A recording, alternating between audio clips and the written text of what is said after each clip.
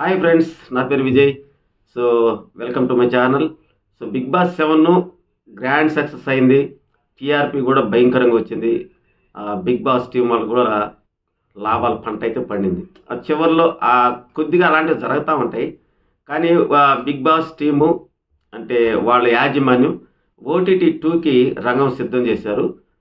Big boss season 6 అయిన తర్వాత OTT జరుగుతుంది అనుకున్నారు, కానీ అది సక్సెస్ కాలేదు కాబట్టి ఓటీటీ కూడా క్యాన్సిల్ అయింది. ఇప్పుడు సక్సెస్ అయింది కాబట్టి ఓటీటీ 2ని ప్రారంభించాలని సంకల్పంతో వాళ్ళు క్యాండిడేట్స్ని సెలక్షన్లో పడిపోయారు.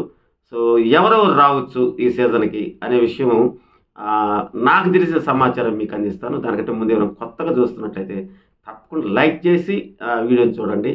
అదేవిధంగా సబ్స్క్రైబ్ చేయండి.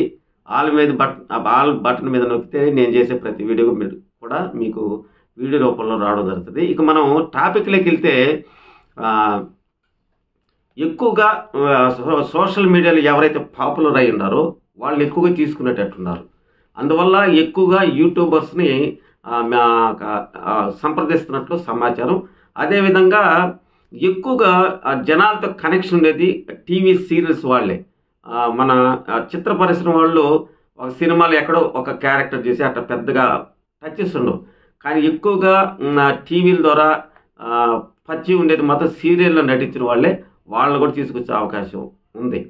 కాకపోతే ఇక్కడ జరిగింది ఏంటంటే, మొన్న పల్లవి ప్రశాంత్ అరెస్ట్ అయిన తర్వాత అతనికి బెయిల్ తీసుకురావడం కానీ ముందుండి నడిపించినటువంటి వాళ్ళ ఫ్రెండ్స్ ద్వారా లాయర్లు పట్టుకోవడం, వాళ్ళు 50 మంది కలిసి రావడం, బెయిల్ రావడం, దీనన్నిటికి కూడా బిగ్ బాస్ సీజన్ 7లో పాల్గొన్న బోలే షావలి చాలా కృషి చేశాడు. ఆ విషయంలో ఫ్యాన్స్ కూడా విపరీతంగా పెరిగిపోయారు అతనికి. సో అందువల్ల బిగ్ బాస్ ఓటీటీ 2లోకి బోలే షావలిని తీసుకుంటున్నట్టుగా మనకు సమాచారం. అదేవిధంగా చాలా చక్కగా ఆడి చాలా హుషారుగా ఉండే అమ్మాయి వచ్చిన ఫస్ట్ వీక్లోనే వెళ్ళిపోయింది వైల్డ్ కార్డ్ ఎంట్రీతో. చాలామంది కూడా బాధపడ్డారు. అసలు ఆ అమ్మాయి పోతుంటే హౌస్లో ఉండే వాళ్ళందరూ కూడా ఏడ్చారు, బయట ఉండే వాళ్ళు కూడా ఏడ్చారు. ఆ ఎవరో మీకు ఇప్పటికీ అర్థమైంటుంది, పావని. సో ఆ పావని కూడా తీసుకుంటున్నారు అనేది మనకు సమాచారం. వీళ్ళే కాకుండా సరిగమప ద్వారా పరిచయం అయినటువంటి పార్వతి, పల్లెటూరు అమ్మాయి. సో అమ్మాయి బాగా పరిచయం, ఎందుకంటే సరిగమప పాల్గొన్నది. ఆ అమ్మాయికి వాళ్ళ ఊరికి బస్సు వేయించుకోవడం ఇవన్నీ కూడా జరిగాయి. అందరూ ఫేమస్ అయింది. ఆ అమ్మాయికి కూడా ఫ్యాన్ బేస్ ఉంది.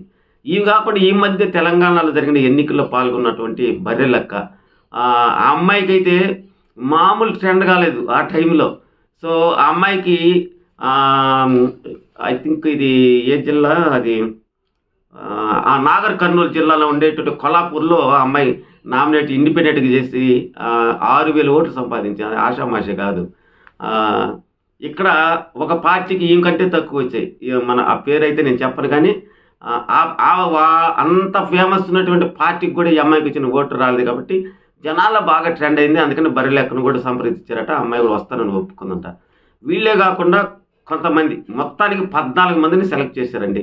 ఆ 14 మందిని చెప్పాలంటే టైం తీసుకుంటుంది కాబట్టి షార్ట్ కట్లో చెప్పాను.